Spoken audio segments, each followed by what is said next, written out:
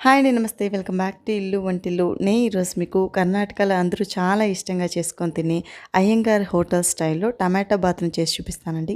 ఇలా మసాలా పెట్టి టమాటా బాత్ చేశారంటే అసలు ఎంత బావుంటుందంటే ఎవరైనా సరే ఇష్టంగా తినేస్తారండి. ఈవెన్ లంచ్ బాక్స్‌లకి కూడా చేసి ఇవ్వచ్చు. చాలా టేస్టీగా ఉంటుంది. నార్మల్‌గా అందరూ టమాటా బాత్ చేస్తుంటారు. కానీ ఒకసారి ఇలా మసాలా పెట్టి టమాటా బాత్ చేసి చూడండి. మళ్ళీ మళ్ళీ చేసుకొని తింటారండి.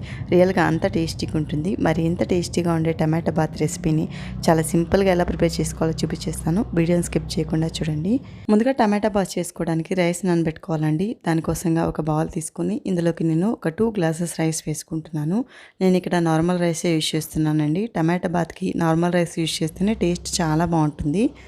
ఇప్పుడు వాటర్ వేసుకొని ఒక 2 సార్లు నీట్‌గా వాష్ చేసుకోవాలి. ఇలా వాష్ చేసుకున్న రైస్‌లోకి నార్మల్ వాటర్ వేసుకొని ఒక 10-15 నిమిషాల పాటు నానబెట్టుకోవాలి. ఇప్పుడు మెయిన్‌గా టమాటా బాత్ కోసంగా మసాలా ప్రిపేర్ చేసుకోవాలి. దానికోసంగా స్టవ్ పైన ఒక పాన్ పెట్టుకొని 2 టేబుల్ స్పూన్స్ ఆయిల్ వేసుకొని 2 టేబుల్ స్పూన్స్ ధనియాలు, 1 టేబుల్ స్పూన్ జీలకర్ర, ఒక 5 ఎండుమిర్చి వేసుకోవాలి. అలాగే నేను ఇక్కడ ఒక 5 కాశ్మీరీ రెడ్ చిల్లీని కూడా వేసుకుంటున్నానండి. ఇవి పూర్తిగా ఆప్షనల్ అండి. మీ దగ్గర ఉంటే వేసుకోండి, లేదంటే స్కిప్ చేయొచ్చు. కాకపోతే ఇవి వేసామనుకోండి టమాటా బాత్ కలర్ అనేది చాలా బాగుంటుంది. అలాగే 10 వెల్లుల్లి రెబ్బలు, ఇక్కడ నేను చూపిస్తున్న మాత్రంగా అల్లం కూడా వేసుకొని స్టవ్ సిమ్లో పెట్టుకొని 1 నిమిషం పాటు వేయించుకోవాలి. హై ఫ్లేమ్లో పెట్టి వేయించారనుకోండి తొందరగా మాడిపోతాయండి. ఇవి ఇలా కొద్దిగా కలర్ చేంజ్ అయిన తర్వాత ఇప్పుడు ఇందులోకి పచ్చి కొబ్బరిని తురుముకొని ఒక హాఫ్ కప్ వేసుకుంటున్నానండి. పచ్చి కొబ్బరి కంపల్సరీ వేసుకోవాలి. అప్పుడే మనకు టమాటా బాత్ టేస్ట్ అనేది చాలా బాగుంటుంది.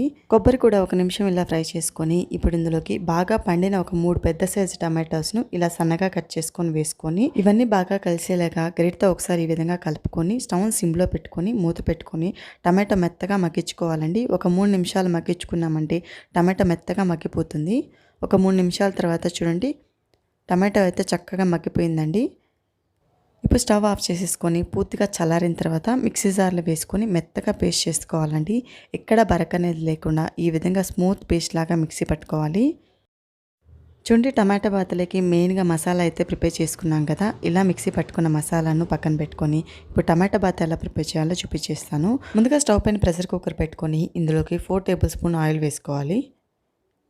ఆయిల్ కొద్దిగా హీట్ అయిన తర్వాత ఇప్పుడు ఇందులోకి 1 టేబుల్ స్పూన్ జీలకర్ర, 2 బిర్యానీ ఆకులు, ఒక 5-6 లవంగాలు, 2 యాలకులు, కొద్దిగా దాల్చిన చెక్క వేసుకోవాలి. ఇక నేను చూపిస్తున్న మాత్రంగా కొద్దిగా వేసుకుంటే సరిపోతుందండి. అలాగే ఇందులోకి ఒక 10 జీడిపప్పు పలుకులను కూడా వేసుకొని జీడిపప్పు కొద్దిగా కలర్ చేంజ్ అయ్యేంత వరకు ఫ్రై చేసుకోవాలి. లైట్గా గోల్డెన్ కలర్ వస్తే సరిపోతుందండి.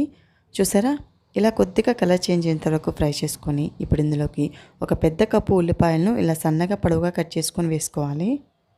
అలాగే ఫ్రెష్గా ఉన్న ఒక 2 రెమ్మల కరివేపాకు, ఒక కప్పు పచ్చి బఠానీ వేసుకోవాలి. నా దగ్గర ఫ్రెష్గా ఉన్నవి వేసుకున్నానండి.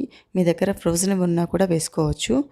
ఇప్పుడు గ్రేట్తో ఈ విధంగా కలుపుకుంటూ ఉల్లిపాయను సాఫ్ట్గా మగ్గించుకోవాలి. మరీ ఎక్కువ ఫ్రై చేసుకోవాల్సిన అవసరం లేదండి. ఒక 2 నిమిషాలు ఫ్రై చేసుకున్నామంటే చూసారా ఇలా సాఫ్ట్గా ఫ్రై అయిపోతుంది. ఇలా ఫ్రై చేసుకున్న తర్వాత ఇప్పుడు ఇందులోకి మనం ముందుగా మిక్సీ పట్టి పెట్టుకున్నాం కదా మసాలా పేస్ట్ మొత్తం కూడా వేసుకోవాలి.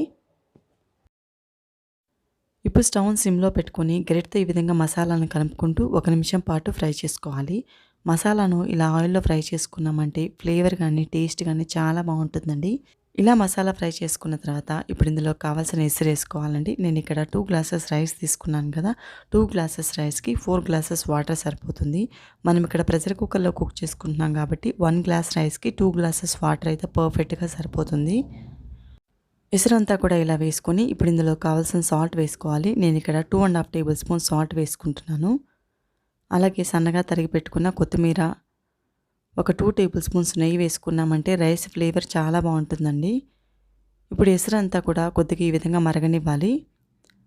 చూడండి ఎసరు ఈ విధంగా బాగా మరుగుతూ ఉన్నప్పుడు ఇప్పుడు ఇందులోకి మనం ముందుగా నానబెట్టి పెట్టుకున్న బియ్యంలోంచి వాటర్ మొత్తం కూడా వంపేసుకొని బియ్యం మాత్రంగా వేసుకోవాలి. ఇప్పుడు గేట్తో ఈ విధంగా బాగా కలుపుకొని టేస్ట్ చెక్ చేసుకోవాలి. ఈ స్టేజ్లో ఉన్నప్పుడు సాల్ట్ ఏమన్నా తక్కువ అయితే అడ్జస్ట్ చేసుకోవచ్చు. నేను వేసుకున్న సాల్ట్ అయితే పర్ఫెక్ట్గా సరిపోయిందండి. ఇప్పుడు ప్రెషర్ కుక్కర్ మూత పెట్టుకొని స్టవ్ను మీడియం ఫ్లేమ్లో పెట్టుకొని ఒక 2 విజిల్స్ రానివ్వాలి. మీడియం ఫ్లేమ్లో 2 విజిల్స్ వస్తే పర్ఫెక్ట్గా కుక్ అయిపోతుందండి. ఇప్పుడు 2 విజిల్స్ వచ్చిన తర్వాత ప్రెషర్ అంతా కూడా పోయిన తర్వాత మూత ఓపెన్ చేసి చూపిస్తున్నాను చూడండి. రైస్ అయితే ప్రాపర్గా కుక్ అయిందండి. ఒకసారి చూపిస్తాను చూడండి. మీకు చూస్తేనే అర్థమవుతుంది కదా. రైస్ చాలా పొడి పొడిగా చాలా పర్ఫెక్ట్గా కుక్ అయింది. కలర్ ఒకటే కాదండి, టేస్ట్ అయితే అద్దిరిపోయింది. మీరు ఇంతకు ముందు ఎప్పుడు ట్రై చేయకపోతే ఒకసారి తప్పకుండా ట్రై చేసి చూడండి. మీ ఇంట్లో అందరికి కూడా ఖచ్చితంగా నచ్చుతుందండి. ఇలా వేడి వేడి అన్నం సర్వ్ చేసుకొని రైతాతో కాంబినేషన్‌గా తిన్నారంటే ఇంకా సైడ్ ఏ కర్రీ కూడా అవసరం లేదండి. అంత టేస్టీగా ఉంటుంది. ఈవెన్ లంచ్ బాక్స్‌లోకి కూడా చాలా బాగుంటుందండి. తప్పకుండా మీరు కూడా ట్రై చేసి మీకు ఎలా కుదిరిందో కమెంట్ చేయడం మాత్రం మర్చిపోవద్దండి. అలాగే ఇలాంటి మరెన్నో సింపుల్, టేస్టీ, హెల్తీ రెసిపీస్ కోసం మన ఇల్లు వంటిల్లు ఛానల్‌ని లైక్ చేసి సబ్స్క్రైబ్ చేసుకోవడం మర్చిపోవద్దండి. మీ ఫ్రెండ్స్ అండ్ ఫ్యామిలీ మెంబర్స్‌కి షేర్ చేయండి. Thank you for watching.